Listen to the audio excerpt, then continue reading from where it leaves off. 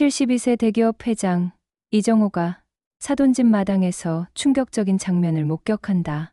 사위 강태민이 운전기사를 서류 가방으로 내리치는 순간 그 남자의 얼굴을 본 정호 35년 전 유괴당한 아들 도현과 똑같은 얼굴, 똑같은 새끼손가락, 기형까지. 설마 그럴 리가. 정호의 온몸이 떨리기 시작했다. 운전기사의 이름은 한도윤. 하지만 정호의 마음은 이미 확신하고 있었다. 오늘의 이야기 시작합니다. 무료 구독과 좋아요를 눌러주세요. 여러분의 구독과 좋아요는 사랑입니다. 늦가을 서울 강남의 고급 주택가. 은행나무 잎이 노랗게 물든 골목길에 검은색 벤츠 한 대가 천천히 멈춰 섰습니다. 차에서 내린 남자는 이정호. 72세의 나이에도 불구하고 꼿꼿한 자세와 날카로운 눈빛을 잃지 않은 대기업 회장이었죠. 정호는 잠시 대문 앞에서 망설였습니다. 사돈, 최영숙의 집을 방문하는 일이 그리 달갑지는 않았거든요. 하지만 딸 서진의 부탁을 거절할 수도 없는 노릇이었습니다. 서진이 시어머니 최영숙에게 드릴 보약을 전해달라는 소소한 심부름이었지만 정호에게는 그마저도 번거로운 일이었어요. 회장님, 제가 대신 전해드려도 되는데요. 뒤따라온 박 실장이 조심스럽게 말했지만 정호는 고개를 저었습니다. 아니야. 내가 직접 가는 게 예의지. 대문을 열고 들어서려는 순간 안쪽에서 거친 목소리가 들려왔습니다. 이 자식아, 제대로 못하겠어? 정호의 발걸음이 멈췄습니다. 목소리의 주인은 사위 강태민이었어요. 마당 한편에서 벌어지는 광경이 정호의 시야에 들어왔습니다. 태민이 한 남자를 거칠게 밀쳐내고 있었거든요. 죄송합니다, 사장님. 다음부터는 더욱 조심하겠습니다. 밀려난 남자가 고개를 숙이며 사과했습니다. 검은 양복을 입은 그 남자는 운전기사로 보였어요. 나이는 40 정도로 추정되었고 키는 중간 정도의 마른 체형이었습니다. 조심으로 되겠어. 서류 하나 제대로 못 챙기면서. 태민은 손에 들고 있던 서류 가방을 운전기사의 등에 내리쳤습니다. 가죽 가방이 남자의 어깨를 가격하는 소리가 마당에 울려 퍼졌어요. 정호는 그 순간 숨이 멎는 듯한 충격을 받았습니다. 운전기사가 고개를 들어 사과하는 그 얼굴을 보는 순간이었거든요. 선명한 이목구비. 특히 그 눈매가 정호의 기억 속 한 사람과 너무나 닮아 있었습니다. 설마, 그럴 리가. 정호의 가슴이 격렬하게 뛰기 시작했습니다. 35년 전 5살이던 아들 도연의 모습이 순간적으로 겹쳐 보였거든요.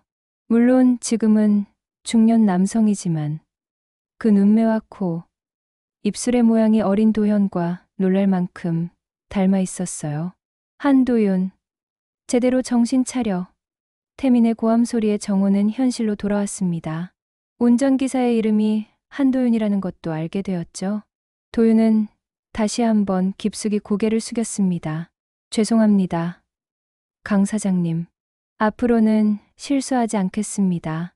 그 순간 정호와 도윤의 시선이 마주쳤습니다. 도윤은 갑자기 나타난 정호를 보고 당황스러워했어요.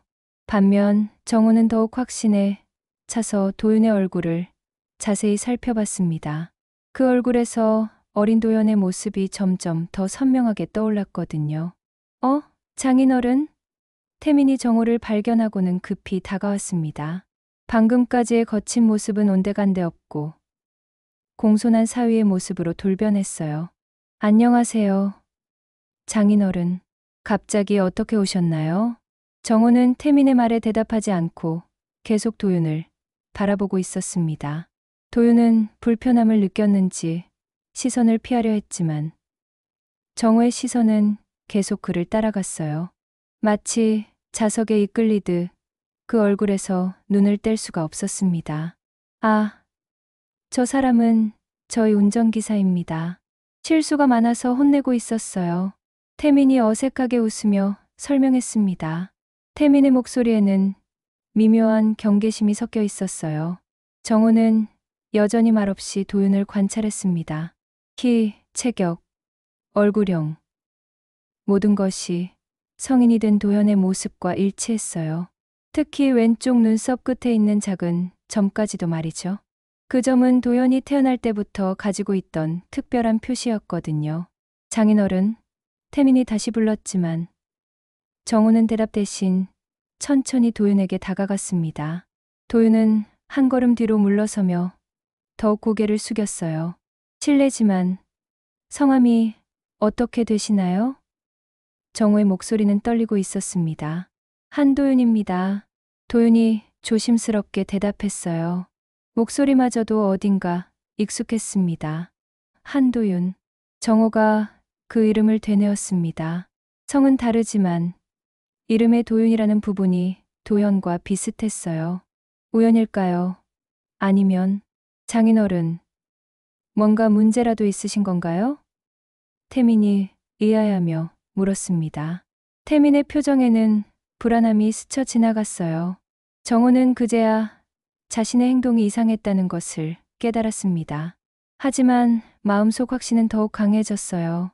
이 남자가 보통 사람이 아니라는 직감이 들었거든요. 아니야, 그냥 어디서 본 것 같아서. 도윤은 고개를 숙이며 뒤로 물러섰습니다. 태민은 그런 도윤을 째려보며 말했어요. 들어가서 차나 정리해.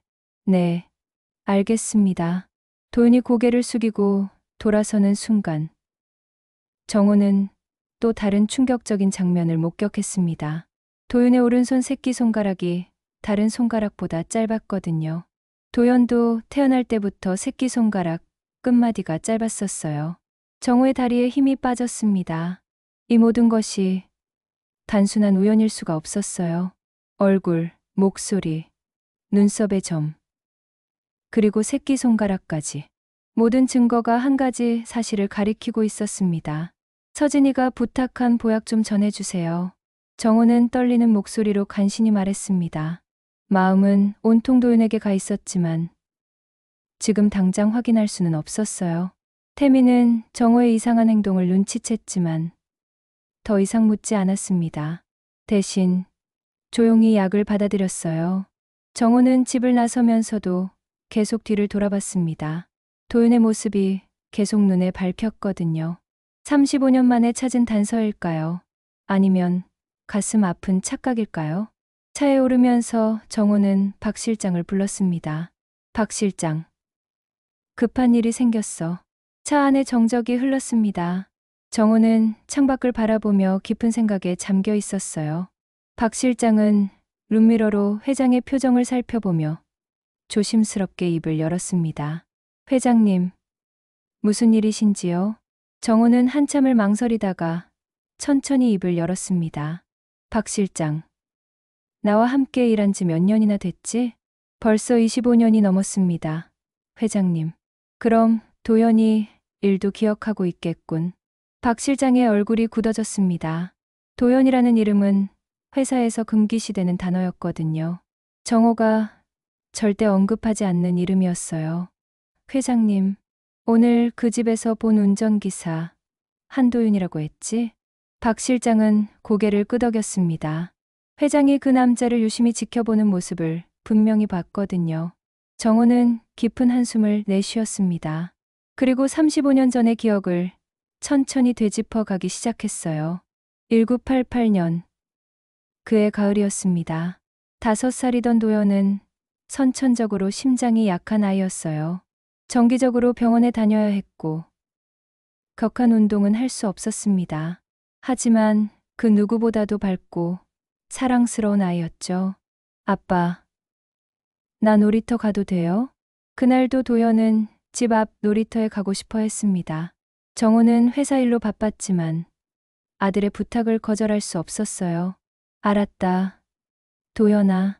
하지만 엄마랑 같이 가야 해. 아내 윤혜원은 도연을 데리고 놀이터로 향했습니다. 그때만 해도 모든 것이 평범한 일상이었어요. 혜원은 잠시 집에 물건을 가지러 갔고 도연은 혼자 놀이터에 남아 있었습니다. 잠깐만 있어. 도연아, 엄마가 금방 올게. 그것이 혜원이 도연에게 한 마지막 말이었습니다. 10분 후 혜원이 돌아왔을 때 놀이터는 텅 비어 있었어요. 도연은 흔적도 없이 사라져 버렸습니다. 놀이터 주변을 아무리 찾아도 아이는 보이지 않았어요. 도연아, 도연아. 혜원의 절규가 동네 전체에 울려 퍼졌습니다. 이웃들이 하나둘 나와서 함께 아이를 찾기 시작했어요. 하지만 도연은 어디에도 없었습니다. 정우는 회사에서 급히 달려왔습니다. 경찰에 신고하고 온 동네를 뒤졌지만 도연의 행방은 묘연했어요. 그 다음날 밤 전화가 걸려왔습니다. 이정우 맞지? 내 아들 찾고 싶으면 현금 10억 원을 준비해. 유괴범이었습니다. 목소리는 변조되어 있었지만 분명히 남자의 목소리였어요. 도연이가 어디 있습니까? 아이는 괜찮습니까? 아이는 안전하다. 하지만 우리 말을 안 들으면 어떻게 될지 모르지. 정우는 당장이라도 돈을 줄 준비가 되어 있었습니다. 하지만 유괴범들의 요구는 점점 더 복잡해졌어요. 돈은 3번에 나누어서 줘야 한다. 첫 번째는 3억, 두 번째는 3억, 마지막은 4억이다. 경찰은 범인을 잡기 위해 추적 작전을 펼쳤습니다. 하지만 유괴범들은 너무나 교활했어요. 첫 번째 거래는 성공적으로 이루어졌습니다.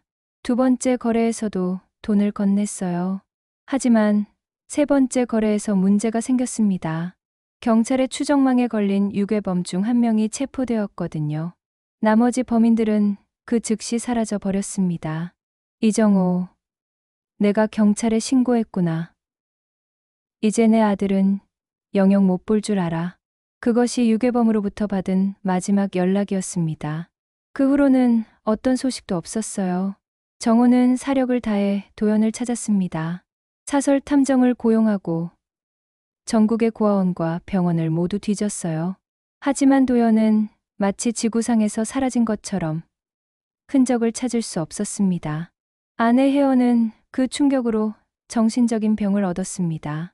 밤마다 도연을 찾으며 집 안을 헤매었고 음식도 제대로 먹지 못했어요.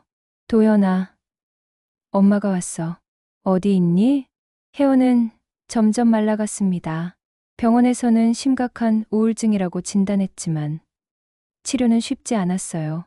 결국 혜원은 도연이 사라진 지 2년 후에 세상을 떠났습니다. 마지막까지도 도연의 이름을 부르면서 말이죠. 정우는 딸 서진에게 진실을 말할 수 없었습니다. 어린 서진에게는 너무나 충격적인 일이었거든요. 서진아, 오빠는 하늘나라로 갔어. 심장이 아파서 하늘나라로 간 거야. 서진은 오빠가 병으로 죽었다고 믿으며 자랐습니다. 정우는 그 거짓말을 35년간 지켜왔어요. 하지만 오늘 그 한도윤이라는 남자를 보는 순간 모든 기억이 되살아났습니다. 도연과 닮은 얼굴, 특히 그 눈매와 새끼손가락의 기형까지. 박 실장, 한도윤이라는 사람에 대해 알아봐 줄 수 있겠어? 어떤 것을 조사하시겠습니까? 출생부터 지금까지의 모든 것을 말이야. 특히 어디서 자랐는지, 가족관계는 어떻게 되는지.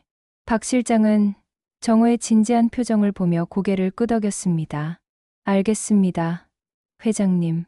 며칠 시간을 주시면 자세히 조사해 보겠습니다. 정호는 창밖을 바라보며 중얼거렸습니다.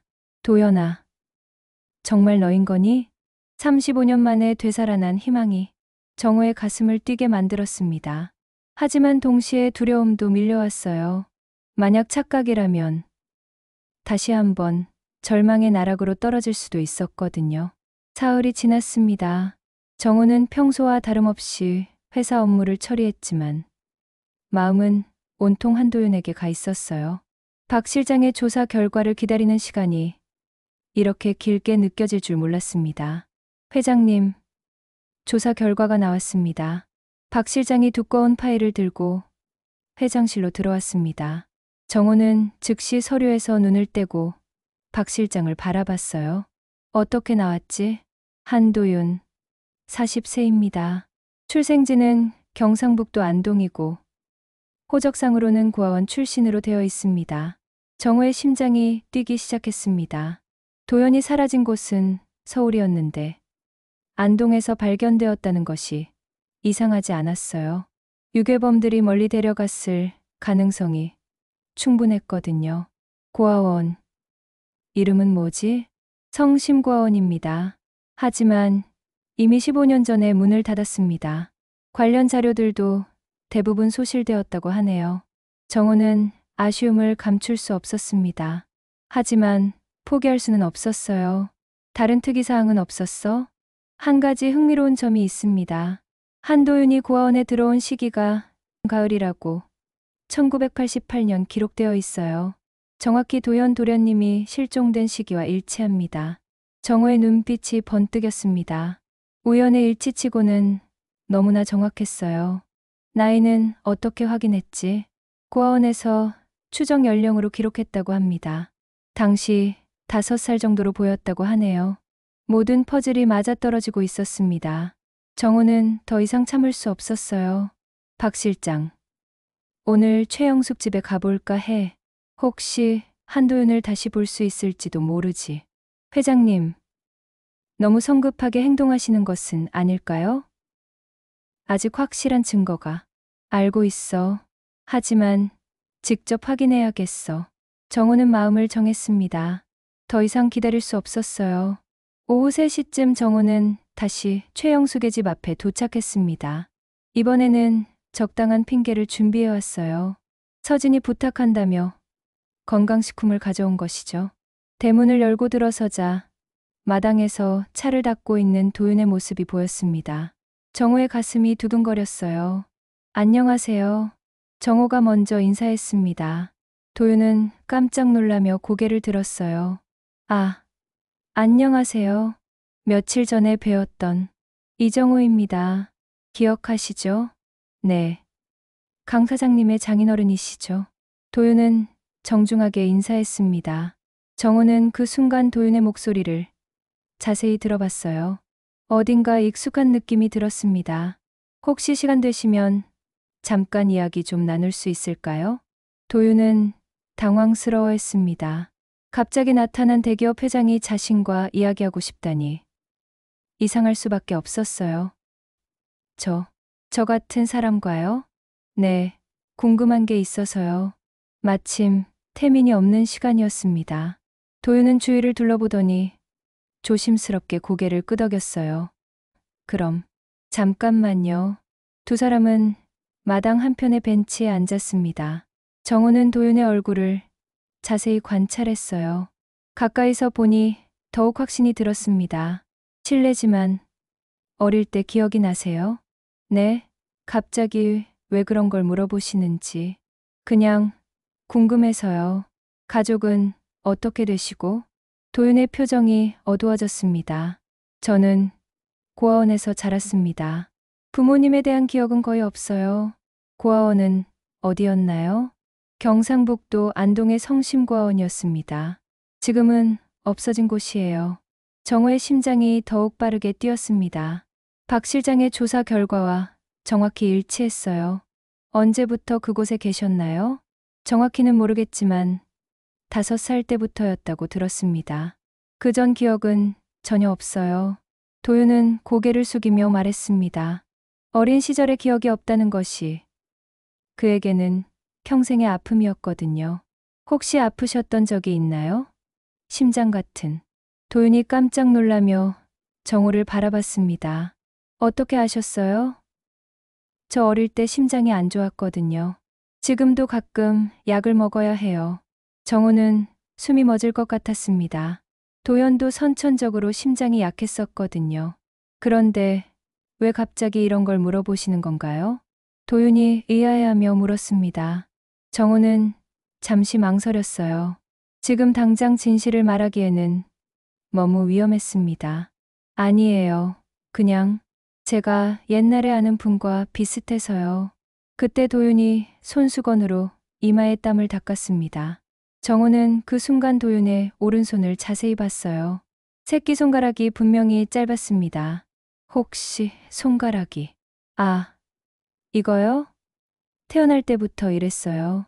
새끼손가락 끝마디가 없어요. 정호는 눈물이 날 것 같았습니다. 도연도 똑같은 기형을 가지고 있었거든요. 그런데 정말 궁금한데 왜 저에게 이런 걸 물어보시는 거예요?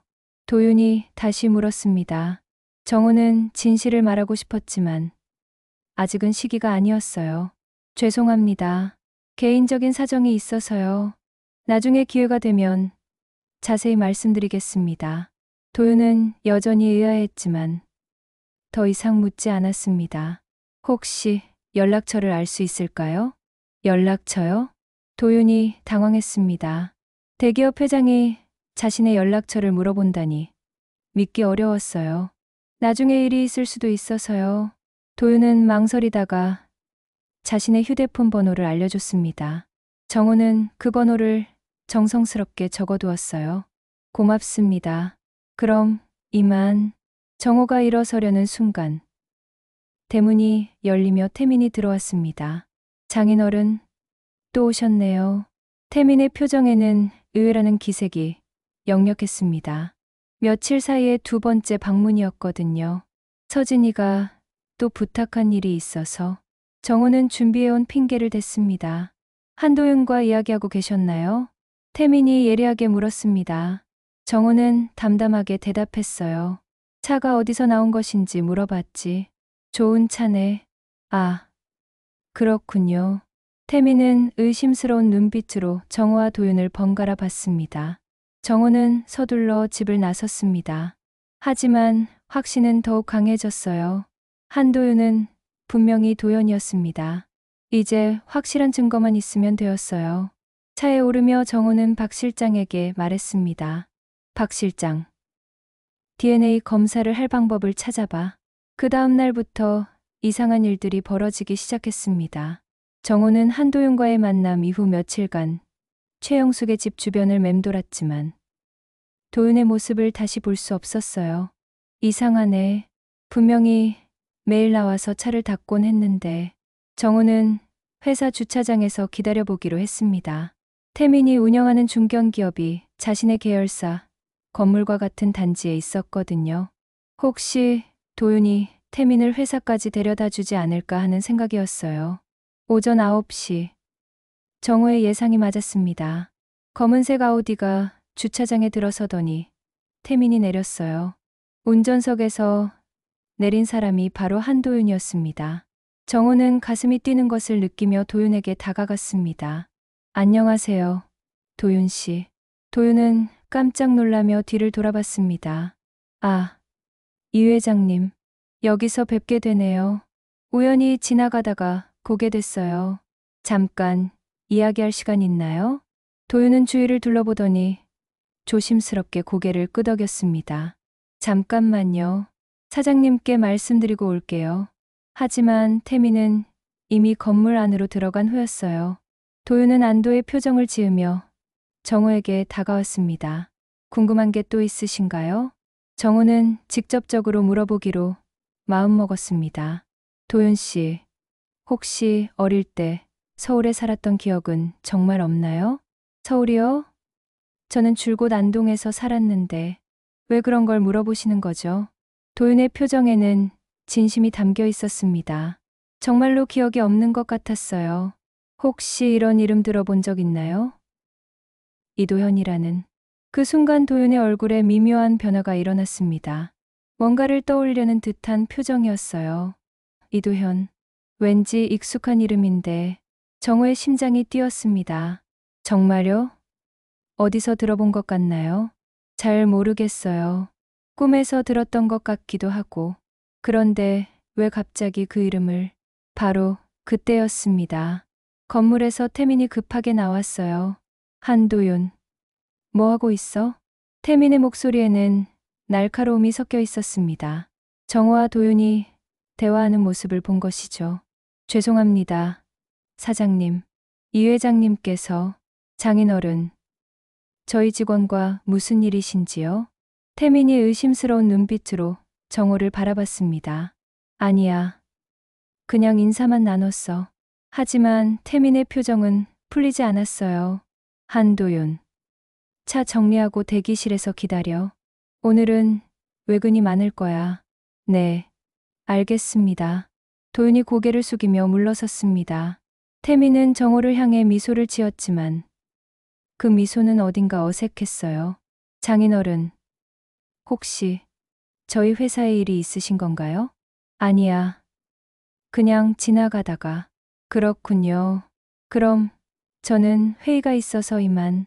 태민은 서둘러 건물 안으로 들어갔습니다. 정호는 뭔가 이상함을 느꼈어요. 태민의 반응이 너무 과민했거든요. 그날 오후 정호는 다시 최영숙의 집을 찾았습니다. 하지만 도윤은 보이지 않았어요.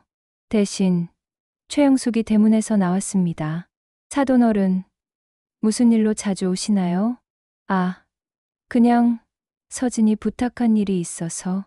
그런데 왜 저희 운전기사에게 관심이 많으신지요? 최영숙의 말에 정호는 깜짝 놀랐습니다. 태민이 이미 말해놨구나 하는 생각이 들었어요. 관심이라니, 그냥. 사돈어른, 한도윤은 그냥 운전기사일 뿐입니다. 별거 아닌 사람이에요. 최영숙의 말투에는 경계심이 담겨 있었습니다. 혹시 지금 어디 갔나요? 태민이가 데리고 나갔어요. 요즘 일이 많다고 하더라고요. 정호는 실망스러웠지만 어쩔 수 없었습니다. 다음 날부터 더욱 이상한 일이 벌어졌습니다. 도윤은 아예 모습을 드러내지 않았어요. 회사 주차장에서도 최영숙의 집에서도 볼 수 없었습니다. 박 실장, 혹시 태민이가 다른 운전기사를 쓰고 있는 건 아닐까? 확인해 보겠습니다. 회장님. 박 실장이 조사한 결과는 충격적이었습니다.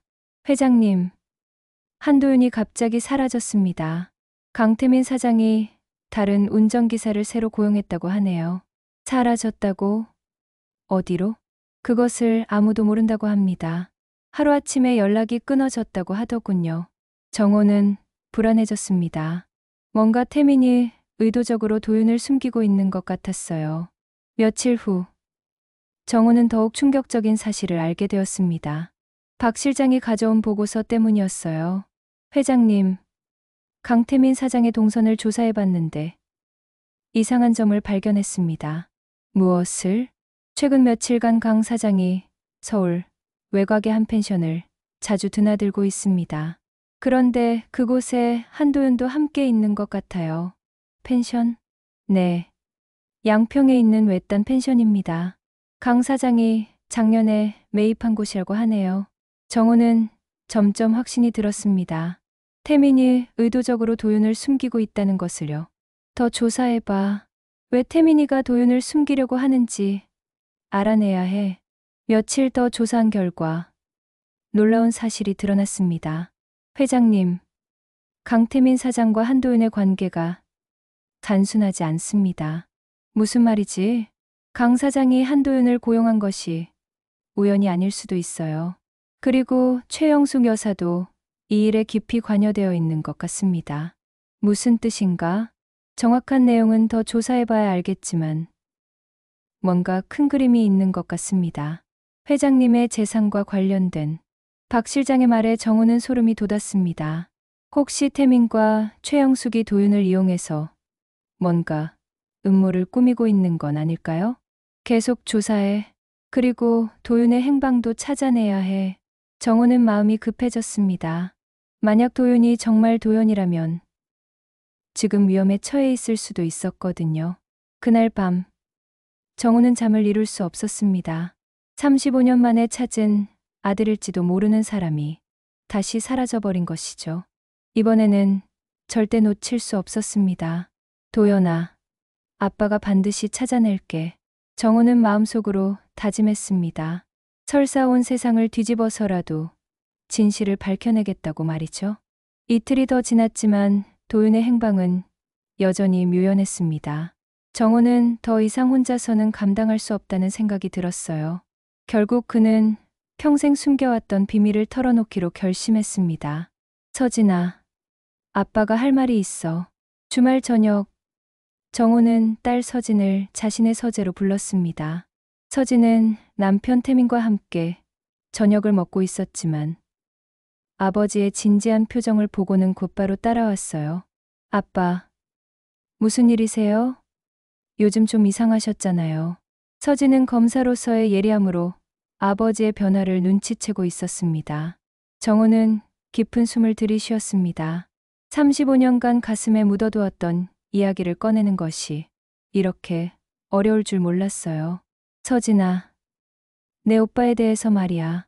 오빠요? 어릴 때 심장병으로 돌아가신. 아니다. 정호가 서진의 말을 끊었습니다.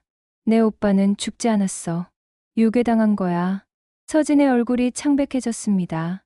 유괴요? 그게 무슨. 1988년. 내가 3살 때였어. 도연이는 5살이었고 집 앞 놀이터에서 흔적도 없이 사라졌지. 정호는 떨리는 목소리로 그날의 일을 자세히 설명했습니다. 유괴범들의 협박, 실패한 거래. 그리고 혜원의 죽음까지 모든 것을 말했어요. 그럼 엄마도? 내 엄마는 도연이를 잃은 충격으로 병을 얻어서 세상을 떠나신 거야. 내게는 너무 충격적인 일이라서 거짓말을 할 수밖에 없었어. 서진은 말을 잃었습니다. 자신이 알고 있던 모든 것이 거짓이었다는 사실에 충격받았어요. 그런데 왜 갑자기 이 이야기를. 내 오빠를 찾았을지도 몰라. 정호는 한도윤과의 만남, 그리고 놀라운 유사점들에 대해 설명했습니다. 서진은 검사로서의 논리적 사고로 아버지의 말을 분석했어요. 아빠, 그 사람이 정말 오빠일 가능성이 있다고 생각하세요? 모든 증거가 일치해.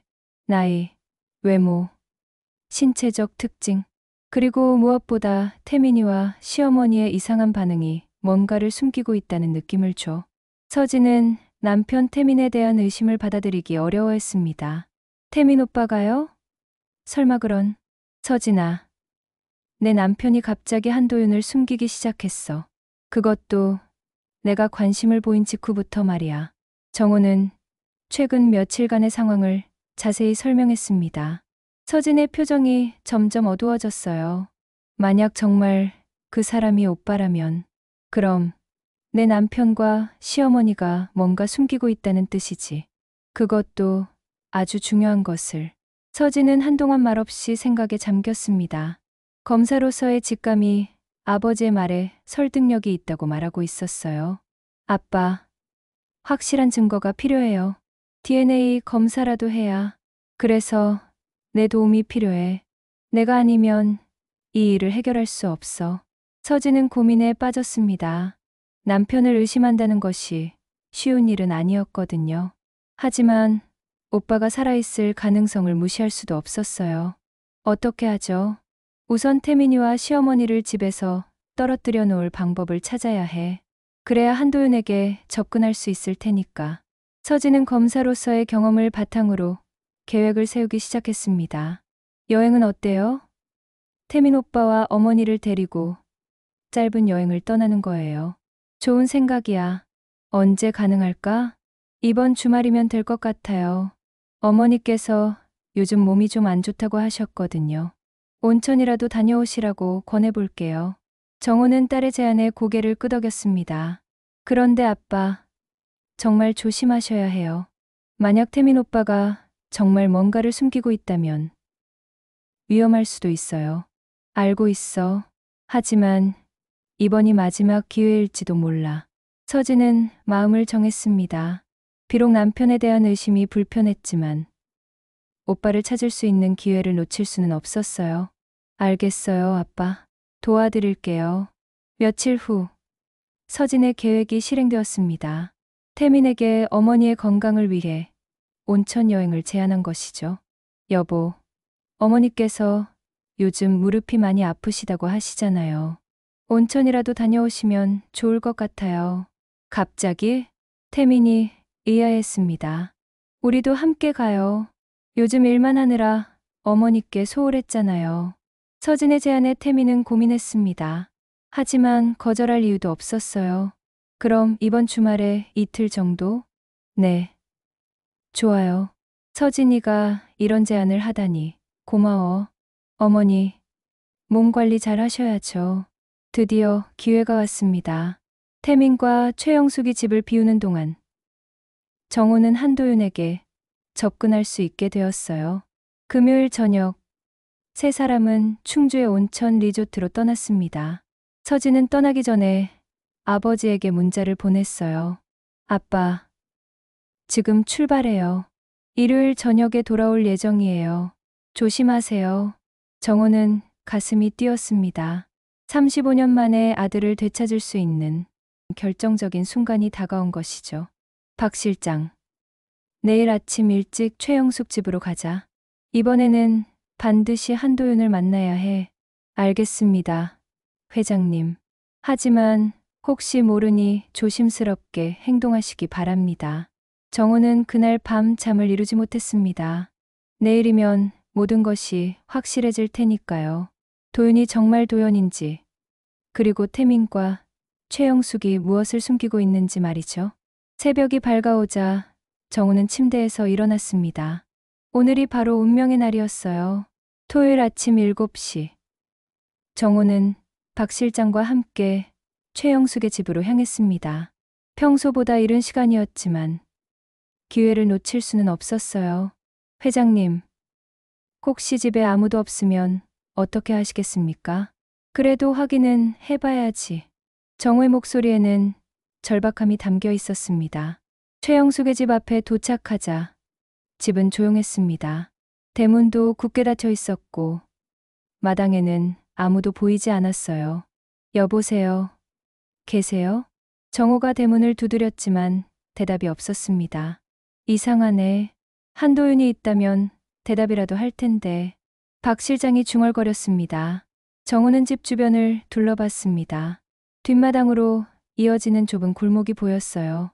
박 실장, 뒷마당으로 가보자. 회장님, 그건 불법 침입이 급한 상황이야. 정우는 주저하지 않고 담장을 넘었습니다. 72세의 나이에도 불구하고 놀라운 민첩함이었어요. 뒷마당은 앞마당보다 훨씬 넓었습니다. 하지만 여전히 아무도 보이지 않았어요. 정우는 실망스러워하며 집 주변을 살펴봤습니다. 그때였습니다. 집 뒤편에서 희미한 소리가 들려왔어요. 도와주세요. 누구든지. 매우 작은 목소리였지만 정우의 귀에는 분명히 들렸습니다. 박 실장, 지금 소리 들었어? 네. 무슨 소리요? 박 실장은 못 들은 모양이었습니다. 하지만 정우는 확신했어요. 분명히 사람 목소리였어. 정우는 소리가 난 방향으로 걸어갔습니다. 집 뒤편에는 작은 창고 같은 건물이 있었어요. 여기서 소리가 나는 것 같은데. 정우가 창고 문을 열어보려 했지만 잠겨 있었습니다. 하지만 창고 옆에 지하로 내려가는 작은 계단이 보였어요. 박 실장, 여기 지하실이 있어. 회장님, 정말 조심하셔야 합니다. 정우는 조심스럽게 계단을 내려갔습니다. 계단 끝에는 철문이 있었고 그 안에서 또다시 소리가 들려왔어요. 제발 나가게 해주세요. 이번에는 분명했습니다. 누군가가 안에 갇혀 있었어요. 정우는 철문을 밀어봤습니다. 다행히 잠겨 있지 않았어요. 문이 삐걱거리며 열렸습니다. 안은 어두웠지만 희미한 전구 불빛이 공간을 비추고 있었습니다. 그리고 그곳에서 정우는 충격적인 광경을 목격했어요. 한 남자가 쇠사슬에 묶인 채 바닥에 앉아 있었습니다. 그 남자는 바로 한도윤이었어요.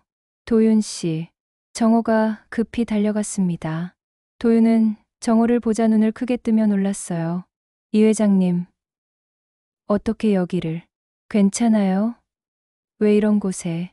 정호는 도윤의 손목에 채워진 수갑을 보고 분노했습니다. 수갑에는 쇠사슬이 연결되어 있었고 그 끝은 벽에 고정되어 있었어요. 박 실장, 여기로 와. 박 실장이 급히 내려왔습니다. 그도 상황을 보고는 경악했어요. 이게 대체 뭡니까? 우선 이 수갑부터 풀어야 해. 박 실장은 주머니에서 다용도 도구를 꺼내 수갑을 풀기 시작했습니다. 도윤 씨, 누가 이런 짓을 했어요? 정호가 물었지만 도윤은 대답하기 어려워했습니다. 강 사장님이, 그리고 최 여사님이. 태민이가. 왜 이런 짓을? 모르겠어요. 갑자기 저를 여기에 가둔 다음에 이상한 말들을 하더라고요. 수갑이 풀리자 도윤은 손목을 비비며 일어났습니다. 며칠간 제대로 씻지 못한 탓에 몰골이 말이 아니었어요. 무슨 말을 했나요? 제가 누구인지 절대 알면 안 된다고. 그리고 이 회장님을 조심하라고. 정호는 분노로 온몸이 떨렸습니다. 태민과 최영숙이 뭔가 거대한 음모를 꾸미고 있다는 확신이 들었어요. 도윤 씨, 지금 당장 여기서 나가요. 위험해요. 하지만 어디로? 우선 내 집으로 가요. 안전한 곳에서 자세히 이야기해 봅시다. 세 사람은 급히 지하실 빠져나왔습니다. 정호는 주변을 살펴본 후 담장을 넘어 차로 향했어요. 차 안에서 도윤은 며칠간의 일을 설명했습니다. 이 회장님께서 저에게 관심을 보이신 다음 날부터 강 사장님의 태도가 이상해졌어요. 그러더니 갑자기 저를 그 지하실에 가뒀습니다. 다른 말은 없었나요? 최 여사님이 한번 내려와서 이상한 이야기를 했어요. 제가 절대 진실을 알면 안 된다고. 모든 계획이 틀어질 수 있다고? 무슨 계획? 그건 잘 모르겠어요. 하지만 이 회장님의 재산 이야기를 하더라고요.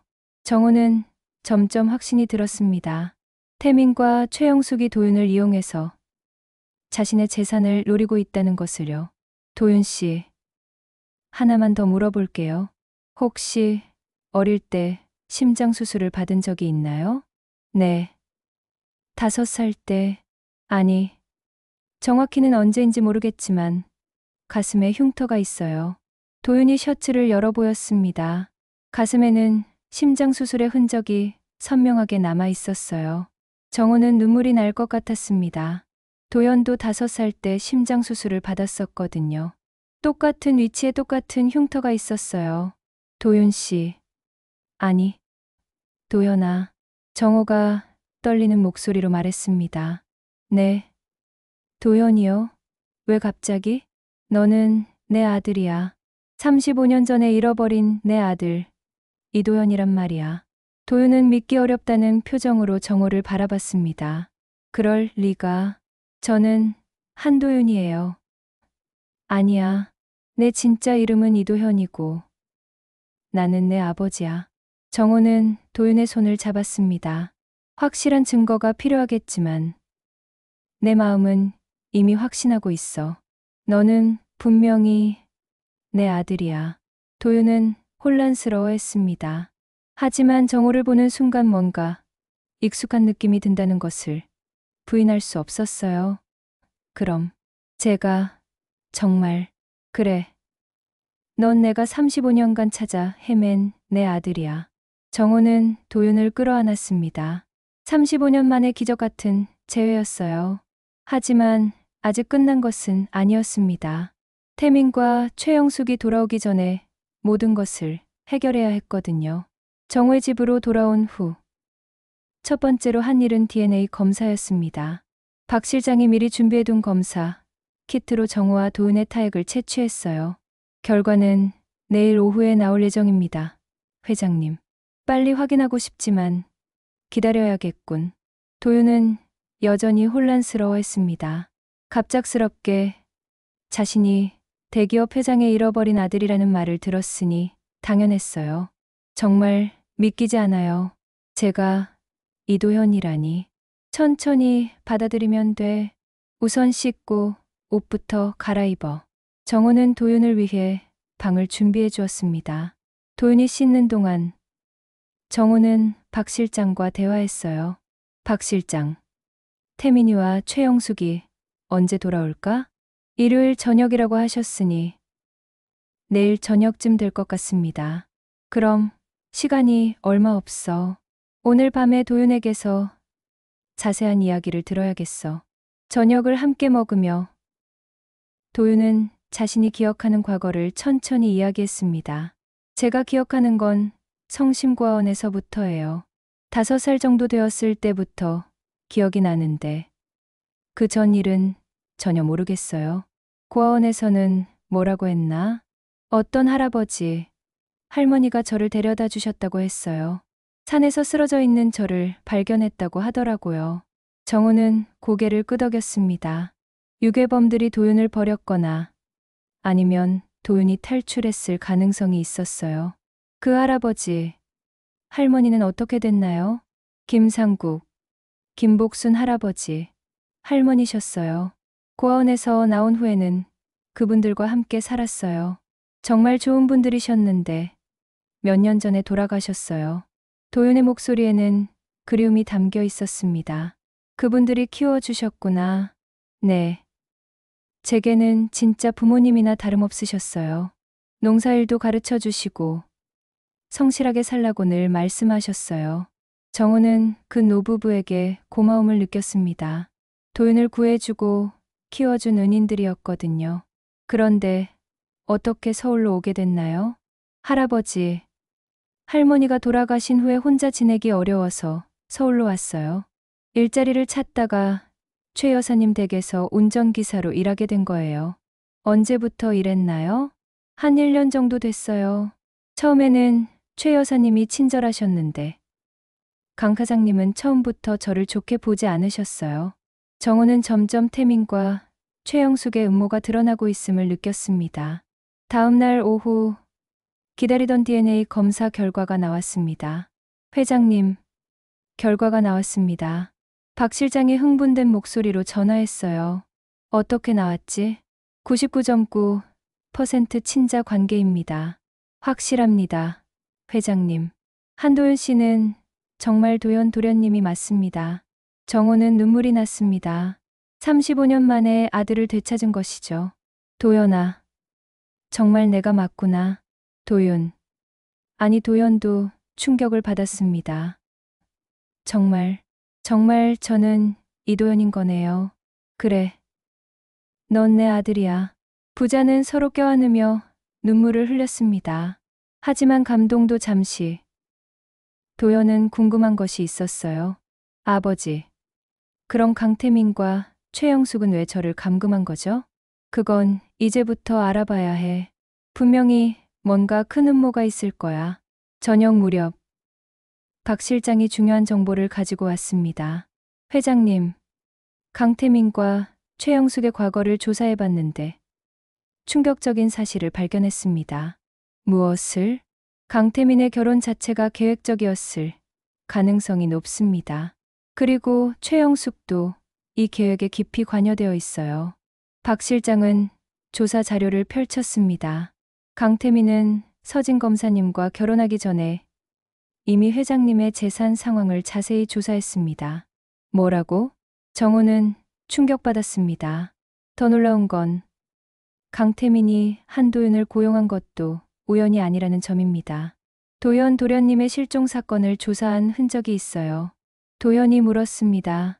제 정체를 알고 있었다는 뜻인가요? 그럴 가능성이 높습니다. 그리고 회장님이 도연 도련님을 알아볼까 봐 미리 감금한 것 같아요. 정호는 분노로 온몸이 떨렸습니다.